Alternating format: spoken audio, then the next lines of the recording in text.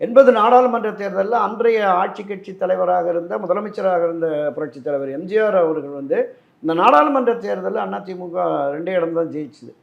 அப்போ அந்த தோல்வியை காரணம் காட்டி மக்களுடைய நம்பிக்கையை அதிமுக ஆட்சி இழந்துருச்சு.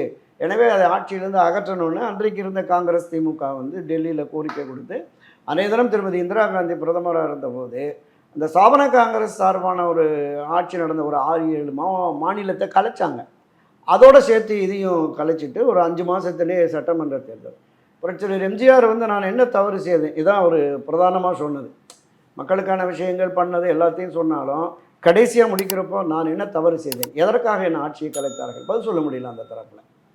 அப்போ மீண்டும் 5 மாதத்திலேயே ஒரு மகத்தான வெற்றியை பெற்றுட்டார். அன்றைக்கு 50-50 சீட் ஷேரிங் போடுறாங்க. 109 காங்கிரஸ் திமுக. ஆமாம், அதுலேயும் கூட இந்திரா காங்கிரஸினுடைய அலைன்ஸ் பார்ட்டின்னு ஒரு 6-7 கட்சி அப்படி வரும்போது கிட்டத்தட்ட ஒரு 100-114 இடம் காங்கிரஸுக்கு இருந்தது. 110, 109, 10, 112 தான் திமுகவுக்கு இருந்தது.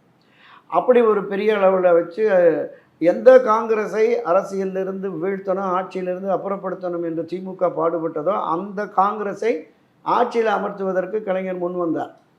அதை ஏற்கலை, மக்கள் ஏற்கலை. அப்போது திரு எம்ஜிஆர் அவர்களுக்கு இருந்த ஒரு மகத்தான ஆதரவு. இதை தாண்டி களத்தில் காங்கிரஸ் திமுக உள்ளடி வேலைகள் பார்த்து பல தொகுதிகளில் அந்த தேர்தல் முடிந்த உடனே சொன்னாங்க பல காங்கிரஸ் வெற்றி வாய்ப்பை நாங்கள் இழந்ததுக்கு திமுக தான் காரணம். திமுகவினர் சொன்னாங்க நாங்கள் என் தொகுதியில் தோக்குறதுக்கு காங்கிரஸ்காரங்க தான் காரணம் அப்படிங்கிற மாதிரி ஒன்று இருந்தது.